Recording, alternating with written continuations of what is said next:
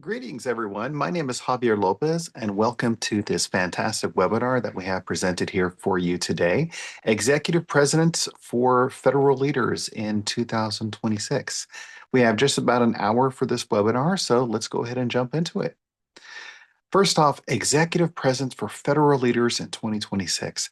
The main goal of this is to build trust, have some clarity, and create some calm, and even in a complex environment. I recognize that there are some challenges that we're experiencing in government in 2026, and this should be a great tool to help you thrive, even in some challenging circumstances. So, a little bit about your speaker. My name again is Javier Lopez, MSA PCC, that is a Master of Science in Administration and a professionally certified coach with the International Coaching Federation. I've been an executive coach for the past 10 plus years already. Time is really flying by.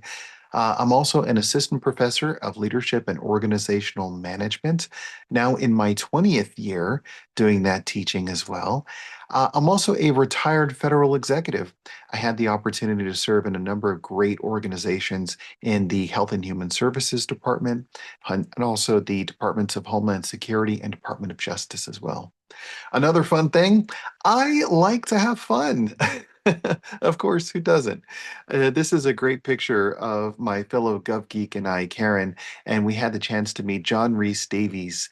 He was nice enough to do an autograph and such for us. You may recognize him from Indiana Jones and Lord of the Rings as Gimli. A fantastic, fantastic person, but just thought I'd throw in a little bit of levity and have some fun as we're going through this presentation as well. So, what are we talking about with executive presence? What does that really mean, anyways? Well, the big thing is for us to dive into some session goals, talk about executive presence overall as a review. In addition to that, we're going to look at some application strategies as well. It's not enough just to have a concept about what executive presence is, but how do we build it? How do we grow it in our lives? And to do that, we'll also look at executive reflections as well, opportunities for us to process the progress. An interesting thought is that we don't necessarily just learn from experience, we learn from reflecting on experience, and that helps us with our growth and our capabilities as well. So let's jump into session goals. Along the way, we'll have a couple of thoughts here, like this one. Public service is how values become action, and that is entirely true. We may have our political colleagues who are campaigning on certain values based subjects that then become laws or items that become executive orders that get implemented. So, what we do as public servants in a large way is implementing the actual value that the voters of the American people want to bring to fruition. So this is a big opportunity to actually see values in action. To get to that, though, let's look at our session goals for today. We talked about bigger concepts in terms of the agenda and what we will cover, but here are the goals that we can set for ourselves. The first one is to redefine executive presence for the modern federal workforce. I think there's a lot of preconceived notions about what, quote, executive presence is, like this characteristic that a person has or they doesn't have or they don't have. However, there's a great way to refine that to allow ourselves to build that within us. It's not necessarily something that we have, but it can be something that we can create. Another goal is to strengthen the leadership impact that we have in high pressure moments. It's an interesting thought to see leaders leading in an environment that is very calm and very stable. They could be friendly, supportive, outgoing, and then all of a sudden the pressure happens and all of that goes out the window. That's when we see a lot of the executive presence really show up. By the way, it's also worth noting that our colleagues that experience those challenges with us are at that moment really looking to their leaders for that support, guidance, and direction. So if what was presumed to be strong executive presence at the very beginning gets changed as a result of high pressure moments, it questions the validity of that presence to begin with and the overall quality of leadership as well. Lastly, we will translate self-awareness directly into action as well. As we go through this presentation, there's going to be some points where we'll take a pause. I'll ask some questions if you need to. And if you're watching this after the webinar is completed, you may want to pause the video to self reflect or to consider some items. If you're a fan of journaling or reviewing, perhaps you're working with a coach or a therapist or a colleague on improving your leadership capabilities, some of those concepts could be brought up in those conversations as well. So we'd like to aid in that support and development. Executive presence review. So let's go ahead and jump to the first one. And remember, public trust is built in ordinary decisions. It's not these big, grand concepts like we need to have presentations and speeches given to crowds in order for us to have presence, or we need to have a command of a room when we walk in to gain everyone's attention in order for us to have executive presence. Really, it comes in ordinary decisions, ordinary engagement opportunities. So, how do we define executive presence overall? Again, it's an interesting thought. This picture, I think, captures it very well. As we're looking through the concepts all around us, what is the gap that we are noticing about ourselves and how we choose to show up in our leadership with others? What are the options that are available for us? You may have experienced sometime in your lives this idea that leadership needs to be a person that is very tall, very forthcoming about their perspectives, very clear, very decisive. And to a degree, that type of approach can work. It's interesting to hear the concept of leadership and executive presence in the form of a style. Like we can change our coats, change our glasses, get a new haircut and such, and all of a sudden we have a different style. We're adopting a different leadership style. But really, when we get to defining the authenticity of who we are as individuals, who we are as leaders, we begin to see the truth about how we are as people. Our executive presence is more about the authenticity of who we are as individuals and how we choose to show up in the moments that are ordinary as well as extraordinary. So, redefining executive presence, this is how others experience you in moments that matter. I love a Dr. Seuss quotation that said, sometimes we don't recognize the importance of a moment until it becomes a memory. So, in the moments that matter, is it the time when it's high stress and challenge, or is this the time when we are very reflective and supportive of others? It's all of the above. There are times when we look back and we ask, I wonder if I made the right decision. I wonder if I showed up in that right way. How others experience us, that is our executive presence. When we have a degree of self awareness and understanding about our capabilities, we can begin to see who we are as individuals with executive presence. It's also about credibility, composure, as well as clarity. Credibility is this larger concept that I think gets confused with a large degree of competence as well. So, for instance, I cannot be a good leader with executive presence unless I have X amount of degrees or years of experience, or I have a further understanding of all of the nooks and crannies in leadership and what I need to have at that moment. Credibility is how we choose to engage authentically with others in a way that's meaningful for them and allowing ourselves to be who we truly are as well. That is real credibility. Of course, it does help to have the knowledge, the background, the context. But as we've seen from great leaders in the past in our history, they don't necessarily have all of the answers, but they show up in a way that authentically engages with people to create the answers. Next, it's a little bit of composure and some clarity as well. The composure, when everything is hitting the fan and problems are happening, is this individual allowing the tense moment to cloud their judgment?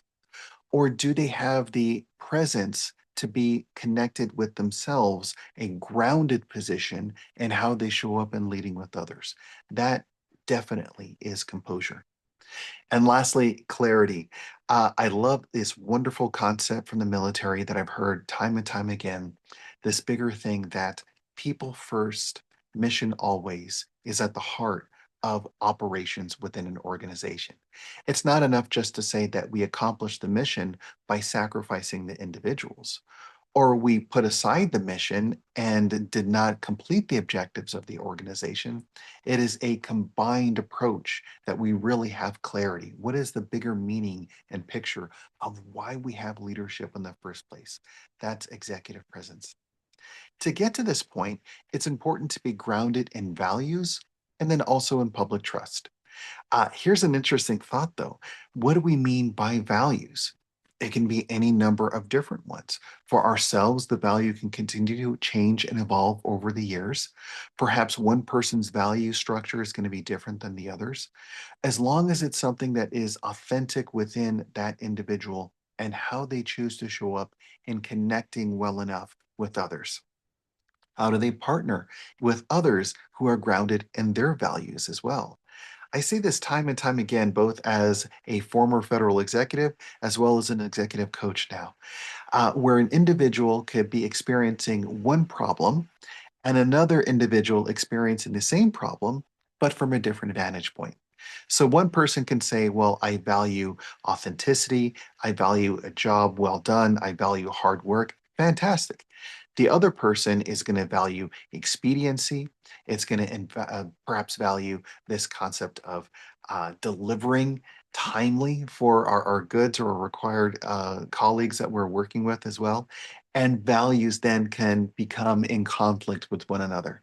A person says it has to be high quality and these are my standards. Another person says we got to get this done right away. So they both care, but they just are coming from a different values perspective as well. When we think about executive presence, how do we acknowledge for ourselves how we are showing up and the values that are important for us? And how do we make room and space for how others can see the values that they have as an open opportunity to engage and partner with others as well? And of course, public trust. There has to be this foundation in public service of what the public trust is. How are we holding dear the nature of government and our requirements of what we are delivering and the mission for the public if we do not have the public trust in mind? Maintaining that really does help with executive presence. That is a good redefinition for it. Again, I haven't said anything about how strong our tone is and our voice, and we're going to kick down the door and start yelling, and that's going to be executive presence. Rather, it is the solid items that are important with us, and we allow the space for others to have theirs as well. That really is executive presence. So, why does all of this matter now? There's increased visibility and scrutiny for public servants in the year of 2026. We're dealing with different environments. Some organizations are still in a hybrid posture following the return to the office from the pandemic that we experienced. There's distributed teams as we are collaborating and partnering with different agencies and partner organizations as well. There's faster decisions that are needed with potentially incomplete information as well. How do we have as much pressure placed on public servants and leaders to make the right decision without all of the information? That can be very challenging for organizations. And not to mention, there's also heightened expectations for both trust as well as integrity as well. In years past, we had a bit of a buffer in how quickly news and information got out. But now we all have access to cell phones and different social media accounts. Information can spread like wildfire. So, how do we manage the challenges of the context that we're in now while having these heightened expectations? How do we build trust and integrity within ourselves as well as within the organization and the individuals that we're partnering with as well?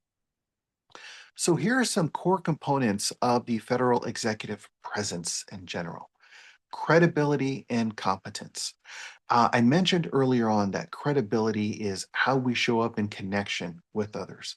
Competence is this where we have to have a certain amount of years of experience, training, certifications, perhaps degrees and training and such as well.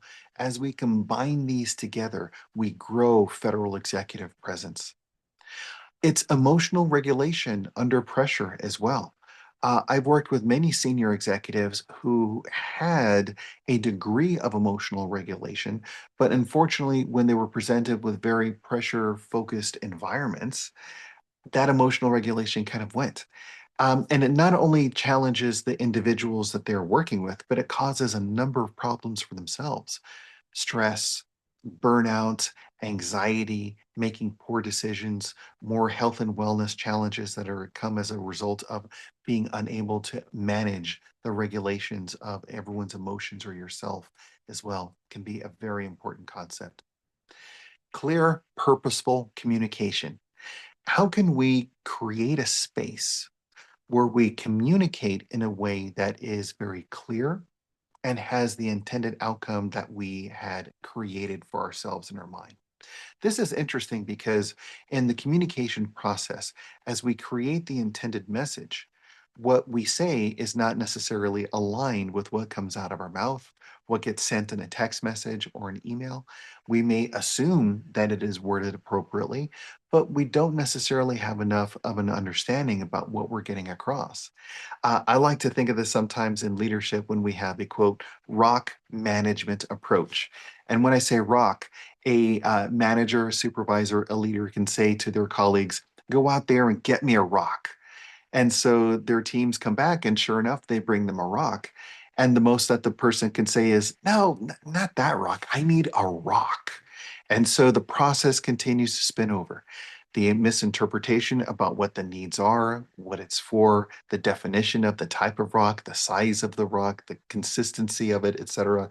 If we are not clear, if we are not purposeful, that just leads to more challenging and confusing situations for everyone to be in. Values alignment and ethical grounding. It's important to have values alignment in the work that we are doing.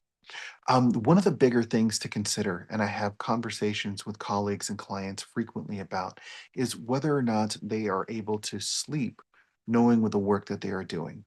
If their values are not aligned with what the mission is, what the objectives are, how they're led, that can be very challenging for the individual to show up well enough or to make decisions that are going to be full of the executive presence that is needed. So, aligning values, grounding our ethics and our approach to how we show up is an important methodology. Are we trying to fit into something that is not in alignment with us? Are we trying to push or force concepts onto others that is not allowing their values and their ethics to be really brought about?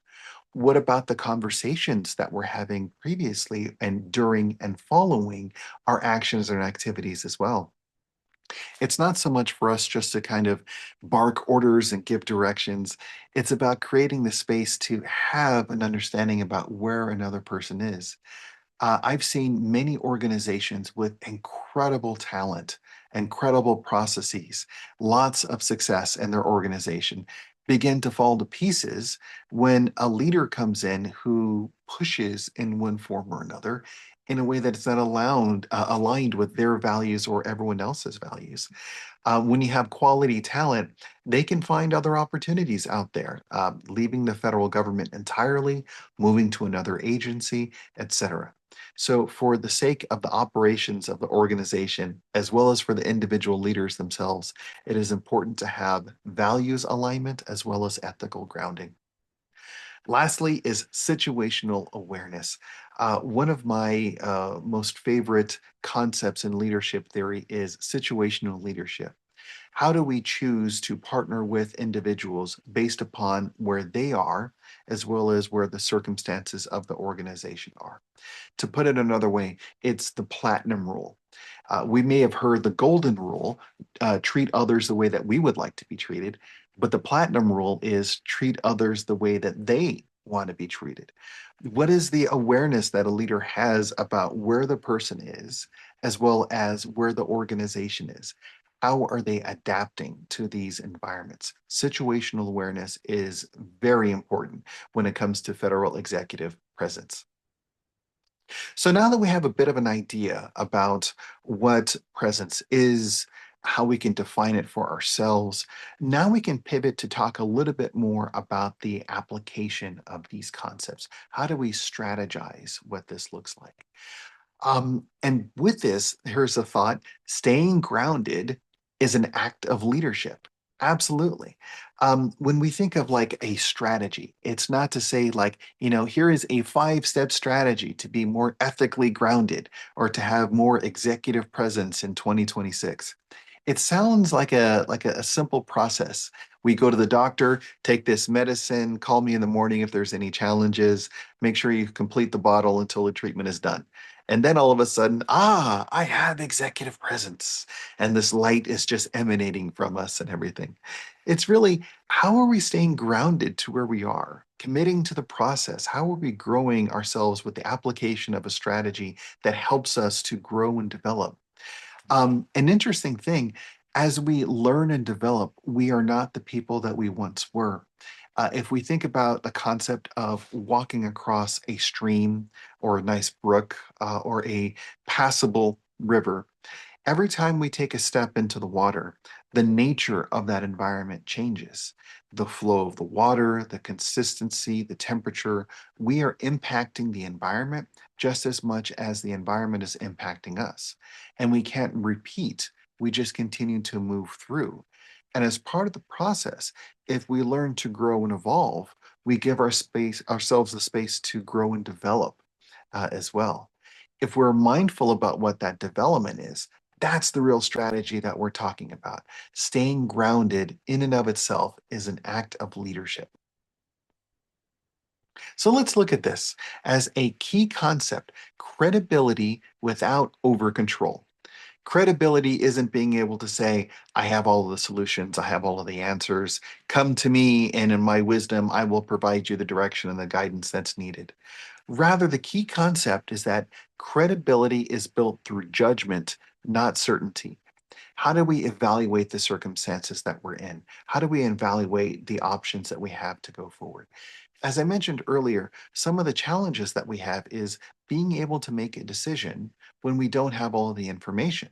So, how can we use our judgment and our understanding, our partnerships and our collaborations in order to come to the right decision? How do we exercise this as an opportunity to connect with others to make meaningful decisions, as opposed to just being the person that has all of the answers? And by the way, that concept, like, I have to know and understand, I have to experience everything in order for me to have credibility to teach and train others. There's a grain of truth in being able to show up in a way authentically because you can connect with in person, empathetically because you understand their experiences. But just because you did it 10 years ago, 5 years ago, doesn't necessarily mean that you know how to do it now, nor do you know how to do it in the way that the other person is intending to do it as well. What if the process has changed? What if the credibility needed to do it has also changed as well? Also, by the way, what if the way that it's been done, like we've heard, I'm sure, plenty of times in government, oh, we've always done it this way. This is the way we do it here at energy. We've always done it this way at education. These are the concepts that we might hear frequently. But does that even mean that it's the right way? What if there's a better way? It's entirely possible. So credibility is built through, again, the judgment, not the certainty. The judgment is where we have the opportunity to engage and partner and develop and grow, not only ourselves, but the organizations and our colleagues as well. So, how do we do this? Building credibility actually happens in the process of practice. This is where we begin to speak in priorities, not just policies. We acknowledge the issues about uncertainty. We don't have all of the answers. Maybe we don't have all of the information. And we give ourselves the space to separate the expertise from the ego as well.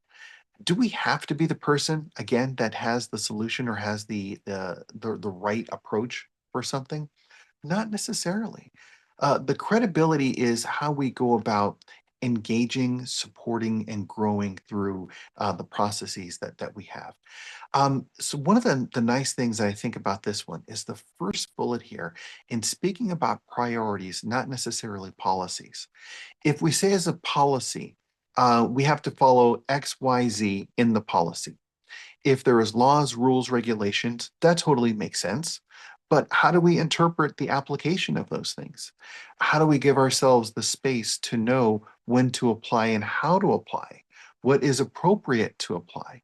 So when we speak in priorities, it gives us the space to know how what item is important and how it should be potentially carried out, rather than just saying, oh, well, that's the policy and we have to do it this way. In what way are we growing in our executive presence if we only follow the blueprint of a policy for executive presence? When we speak in priorities, we give ourselves the space to understand what is that connection with ourselves, with the objects, with the requirements, etc. That is building credibility in practice. In addition to that, we can communicate with our colleagues to really define what the priorities are. If we know what a goal is, perhaps we could say, well, this is the goal. And in order to get to the stage, we need to do these steps. Therefore, we can prioritize these steps, actions, activities, etc., in a way that supports the policies, procedures, etc., that we need, rather than just having a rigid concept or an approach.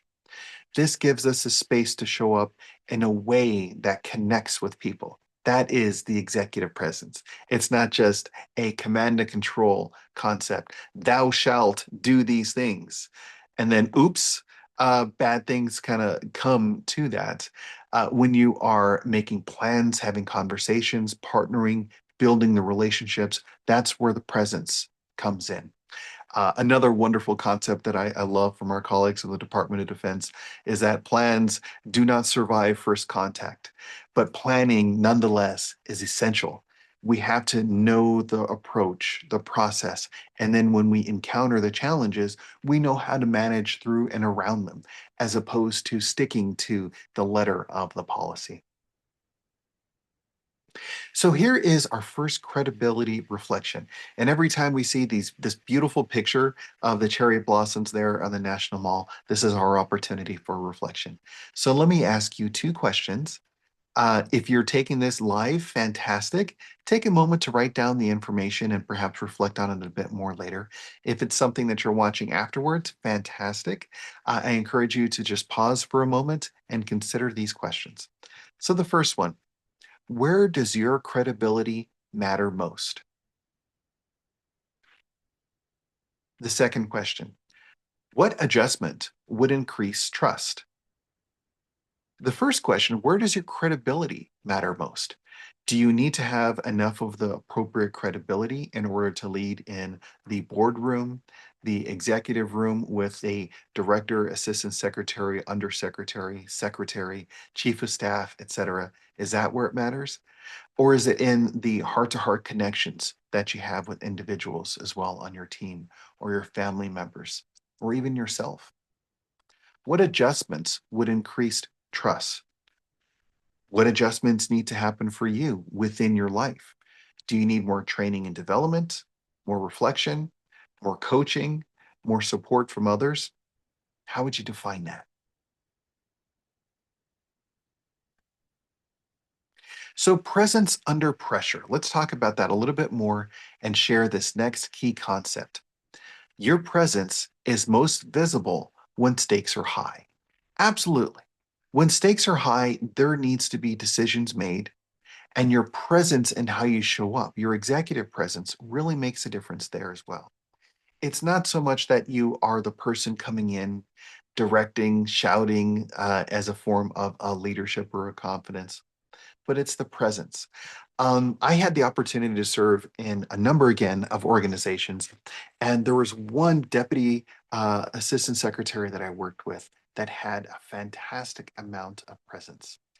It wasn't so much that this person was excitable or energetic or getting everyone donuts and that sort of stuff and trying to be there with a good laugh and a good smile, but more of just being steady and steadfast, confident in the people around him, helping to create a good judgment and decision making for the right outcomes as well.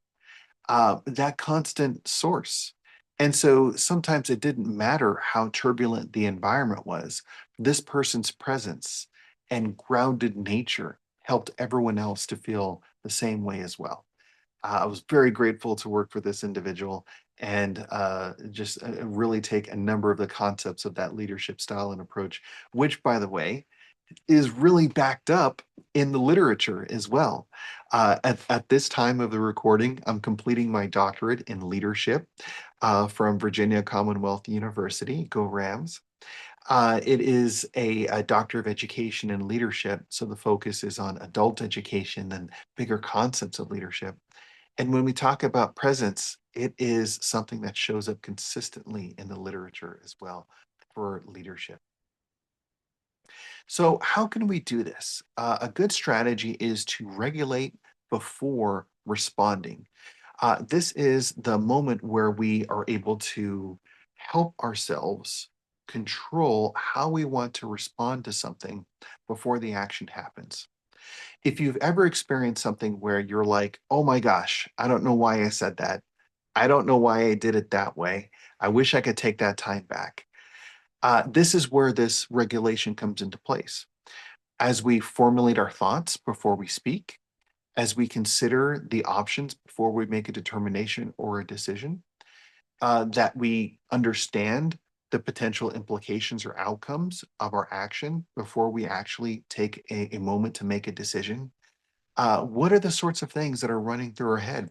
Sometimes, when a person doesn't have much impulse control, or thinks things through out loud may run into a challenge of overly reacting to something, or perhaps even underreacting as well.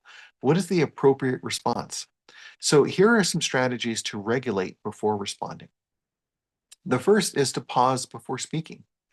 Not only is this a great way to help you understand what you want to say, and to create a bit of calm in your tone and your approach as you do that. But it also gives others the chance to really pause and listen to what you have to say. If you've ever been listening to a podcast, a television show, etc., when there is a break in the sound, that sometimes is more attention getting than a person yelling or a big explosion or a big sound effect to try to pull a person's attention in. Pausing before speaking not only helps the individual create the message, but it also helps the individuals to receive the message as well. A next thought is slowing your speech. I don't know if you've noticed, but this is an intentional design that I use frequently, and I hope that it's helping in this conversation as well. We may think we speak quickly or are rattling off information and materials, but if we slow our speech, it is more intentional, really, is the delivery of that. Another wonderful thought, and this is in a lot of neuroscience studies as well, when we slow our speech, we are seen as more credible. When we slow our speech, we are seen as more connected and empathetic as well, as opposed to rushing to get through something, a nervous nature just trying to get out all of the details before the time has passed. Slowing your speech can definitely be helpful. The next thought is to name the tension calmly. And when we think about tension, it could be a number of different things. Like, how do we define the challenge? What do we know to be the problem or the concern? If we can name the tension and identify it well enough, it's a heck of a lot easier to address at that point rather than addressing the symptoms. If we go to the doctor and we say, my foot hurts, outstanding. Okay. The doctor could say, here's some medication to help with the pain as things continue to heal. Or if you can name the actual tension causing the foot problem, maybe it's a broken toe. It has to be diagnosed appropriately. Maybe, unfortunately, you have a dog just grabbing onto your foot, just chewing at your foot, and you're like, I'm feeling kind of something there. That's probably an issue. Maybe a good solution would be to encourage the dog not to be chewing on your foot at that moment. Naming the tension can be a really important strategy before we go about actually responding to the issue or the concern. By the way, I also recognize that this is easier said than done. Sometimes in the complexities of the real bureaucracy that we experience in federal government, there can be a question or concern about how a person really knows that there's a problem to begin with. What if what we're seeing is actually a great consequence that doesn't need to be addressed? It just needs to be understood potentially a bit more. Or what if what we are seeing is an implication of an earlier decision that was made? If we handle all of the potential side effects, does that mean that we address the root cause? When we calmly name the tension, we bring it to the surface and we give ourselves the space to understand it. Also, by labeling it, what another person could have seen as joy, excitement, or not attention at all, they could then have some empathy and realize, oh my gosh, I didn't realize that this is how I was showing up for you. This is something that I didn't know, I didn't consider. I'll give you a great example. It's been, oh my gosh, just about 4 years now since my father has passed, and still brings me a lot of sadness. But when I was younger, he and I would have breakfast on Sunday mornings together. And there were a couple of occasions where it was just me and him. It was a very enjoyable experience. And he was really interested in cooking the eggs in a way that was helpful for me, that like I really cared about it. And he thought that that meant cooking through the yolk for the egg. For me, though, I really liked the runniness of the yolk because I thought it tasted great with the other food ingredients that we had for breakfast and such. And finally, I named the tension and I said, you know, Pop, I appreciate you making these eggs. To be honest, I like it with a little bit of the runny yolk instead. And he says, you know, well, hell, son, I've been doing it this way the whole time. Why didn't you tell me sooner? Um, he thought everything was great. He was showing up and being there for me and everything, but he's also not a mind reader. So if we can name the tension, not only does it help the person who is involved in the tension and the individual who's experiencing the tension, it helps to create a better solution for everyone rather than just, yeah, maybe I won't say anything, maybe I'll avoid the topic. Naming the tension calmly can be a wonderful strategy. Now, here's another opportunity for reflection. Another couple of questions for you to consider. The first one, what triggers stress? The second, what grounding technique will you practice? So, when we think of stress, what are the things that trigger our issues and concerns? This is a big question because we may not know all of the triggers that we're experiencing. We may also not even know that we have been triggered to begin with. A great colleague had told me about a concept of recognizing where you are feeling tension in your body. A great example is your tongue. If you find that you are pressing your tongue against the roof of your mouth, that could be stress showing up for you as an early indicator. Perhaps if you are feeling a rapid heartbeat and you have your watch to give you an indicator about that heartbeat, that could help you as well. Do you feel perhaps that you are getting short of breath or you need to drink some water because your mouth and your jaw is getting a little bit more tense? Maybe this is a conversation that you can have with your colleagues, your individuals in your lives, family, friends, spouses, others, etc., colleagues, and ask, when do you see me get triggered? Or in the times I've been triggered in the past, what are some of the indicators that you're looking at for me? Then we know how to manage through that a bit easier.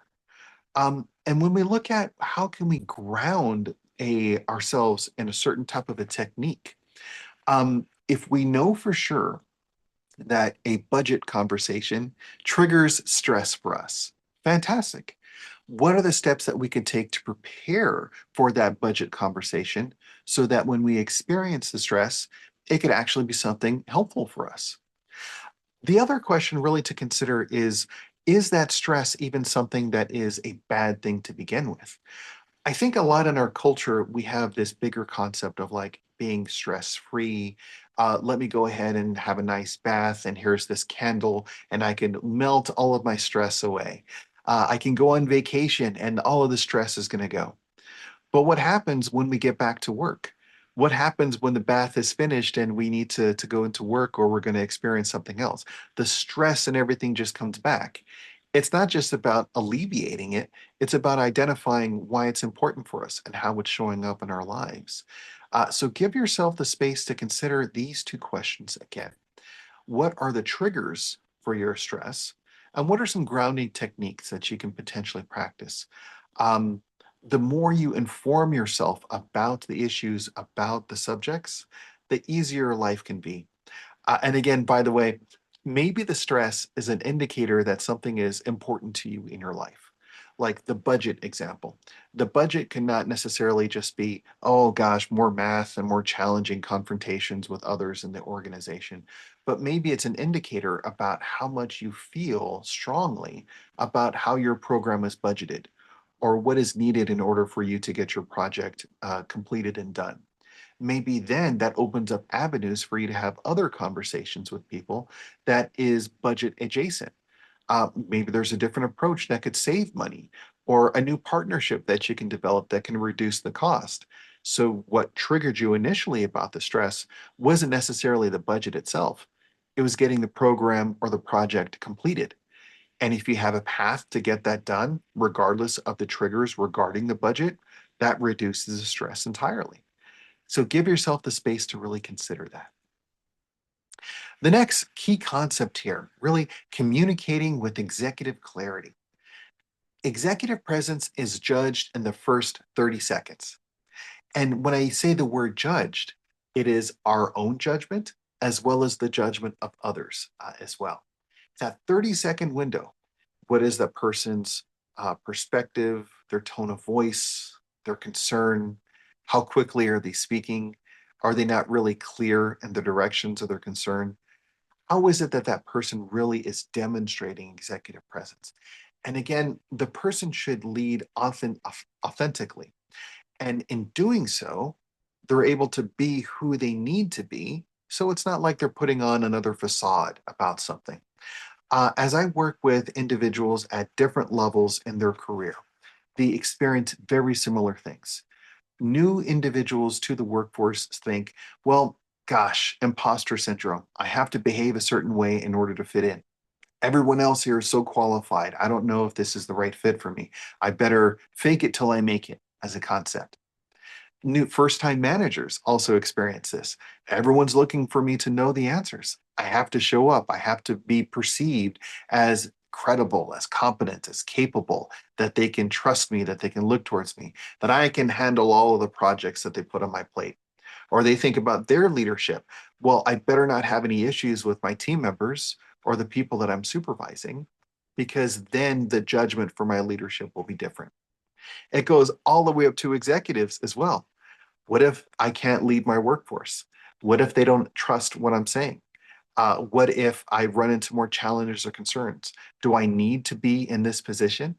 I also, by the way, could be experiencing a little bit of imposter syndrome as well. Look at all of my peers and how long they've been in their roles. They know all of the answers. I need to appear to know the answers as well. If you've ever tried to get something approved by your leadership and it takes them a really long time, yes, they could be busy, but also what tends to happen is that they don't have enough knowledge about the subject to make a good decision, nor do they have the willingness to admit, I don't understand this. Please explain it to me, and then I'll be able to make my decision. I need to know the answers. And so they delay, they push it down, and they think, oh, well, if it's an issue, then it'll come up later on. And meantime, they guard themselves. And that just causes more problems for everyone anyway, as well. So everyone experiences some of these challenges. It's just a bigger thought for all of us to really put together in our minds. Executive presence is judged in the first 30 seconds. And by the way, once a person has that judgment, it takes a long time for that to be changed as well. So it's good to go in at the very beginning with as best as you can. And then later on, as you're growing and developing, you can also move into greater levels of executive presence as well. So it's good to start out that way, but certainly that is not the end all be all. You can grow beyond that as well. So there's also a three-sentence executive frame. What matters and why? What we know or do not know? And lastly, what happens next? As we frame our thoughts in this executive framework, we can lead others in a way that helps them to know how to show up for the assignment, for what is important. And the picture here, I think, really makes a lot of sense. What does this future look like? It's unclear. But the individual that's walking up the stairs, if you were to make a quick 30-second assessment about this person, do they seem concerned? Do they seem nervous? It seems very like a very casual person, standing up straight, walking, moving forward. They're not standing still, they're moving upwards. Perhaps they have an attaché case. They're prepared, they're carrying stuff with them as well. Very much centered in the middle of the frame, going to the unknown. These are some questions that we can frame around what's important for us. What matters and why, what we know or we don't know, and what happens next. So the judgment isn't just ourselves having the answers already made, it's having the ability to converse with others to generate the answers in the most acceptable way. A very open question. What matters about this issue? Why is this issue important right now? Okay, thank you for that perspective. What is it that we know and what is it that we don't know? How do we find out more information? Is this a decision that needs to be made right now? Excellent. Okay, well, what are the next steps? What happens? What happens if we do? What happens if we don't? That conversation leads to great decisions along the way. Another reflection here. What is your key message? And lastly, what will you intentionally leave out? What are you trying to get towards? I love this concept in coaching where we say, are you asking this question or are you saying this statement for your benefit or for their benefit?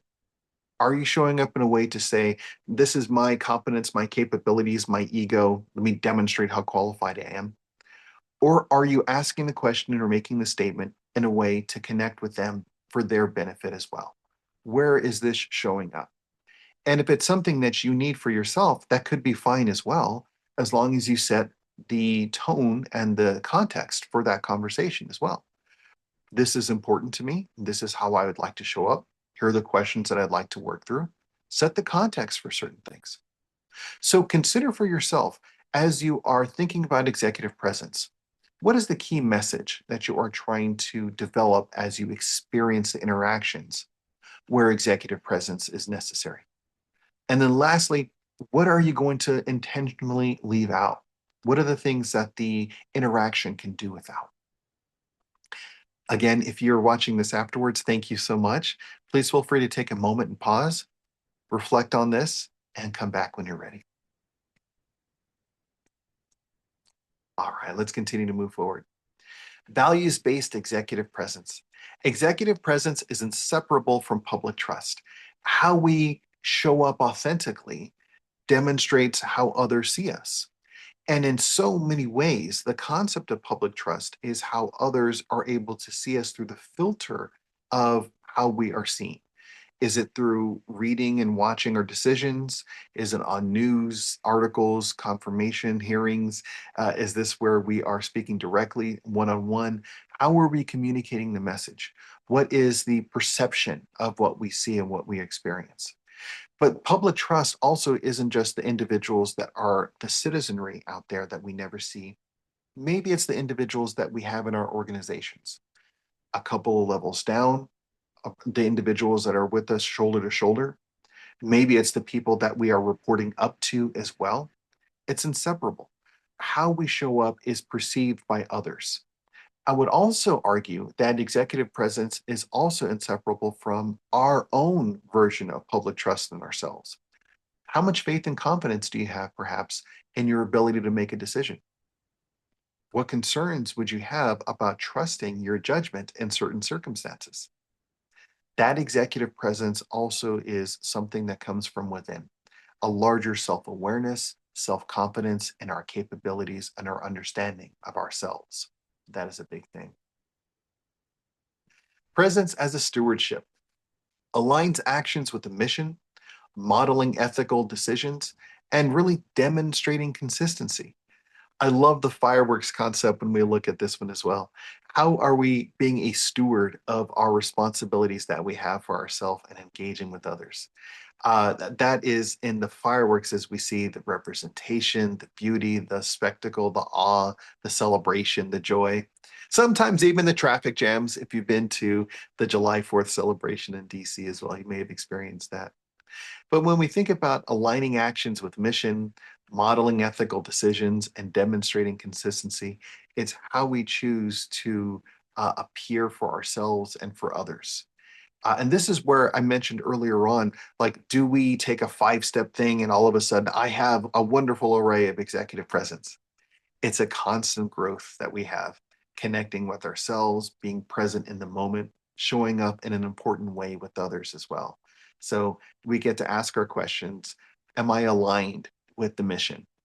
Are my values appropriately connected with what I'm doing? Am I showing up as a person that I need to be in this role? How am I modeling ethical decisions as well? If you're demonstrating that for others that are watching or are not watching, that can be an important item as well. And then demonstrating consistency. What we do in public, what we do personally, what we do in our positions, privately, et cetera. Who are the people that we choose to be and the decisions that we make in our lives? Which values guide your leadership? Where can your alignment improve? Give yourself the space to consider these questions about your values. Is it freedom, transparency? Is it a feeling of justice, fairness? I have some good friends that have a strong belief about their commitment to the value about judgment, about fairness, about equality. Because if someone mistreats another person, it gets them really riled up. If they feel that they are mistreated, it gets them really riled up as well. What are your values? What's important for you? Integration and action, insight, behavior to practice, and a situation to apply. Think about how you're integrating all of what we've talked about into how you see things, how you interact, how you have your behavior to show up with others, and when to apply these in the right situations for others.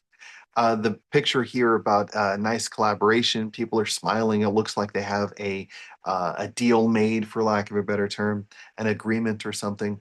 As we build that competency within ourselves and we allow for the development within others and how we show up as executive presence, we give ourselves the space to create positions like this, partnerships, alignments, connections, purpose. It's a very beautiful thing.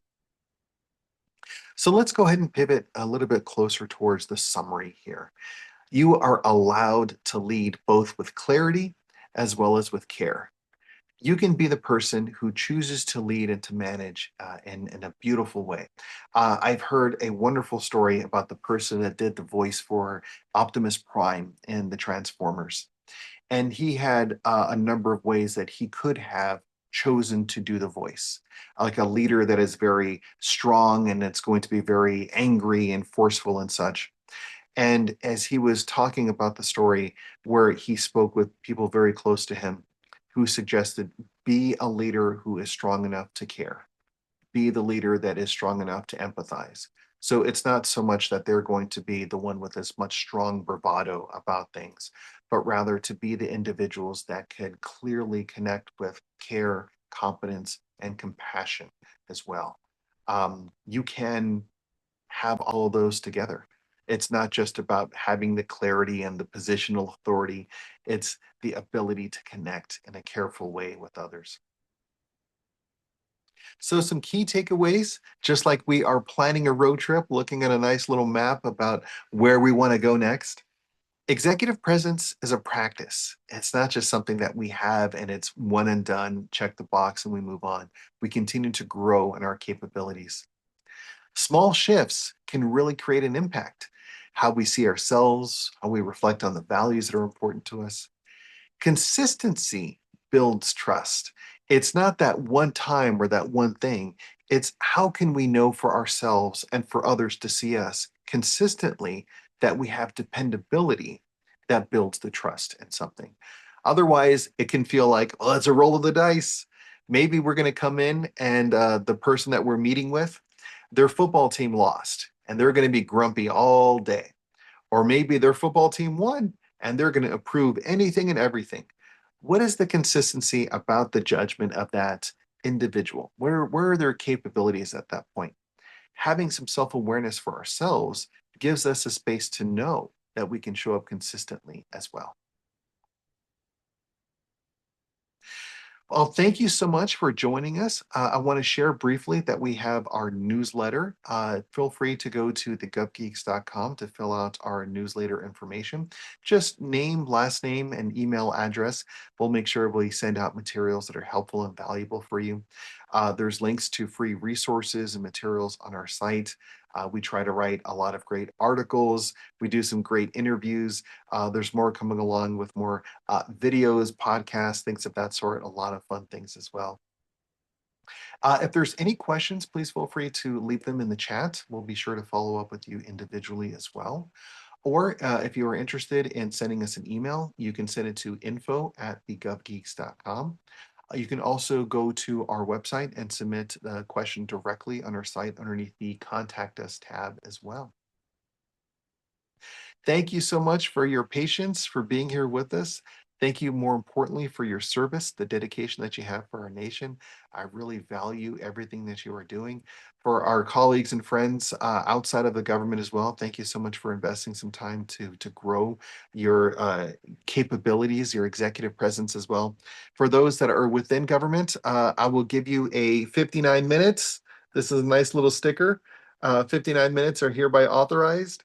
Um, it's a fun thing in government where you can give a person a little bit of extra time off. Anything an hour and above has to be officially reported, but 59 minutes and below does not necessarily. That's at the manager's discretion. Of course, I don't have any authority to grant anyone 59 minutes, but as a fun thing.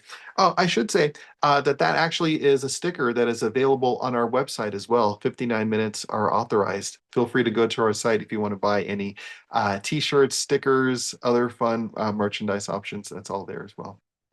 Well, until next time, I'm Javier Lopez. Thank you so much for your time, and I look forward to seeing you soon. Take care. Thank you for your service.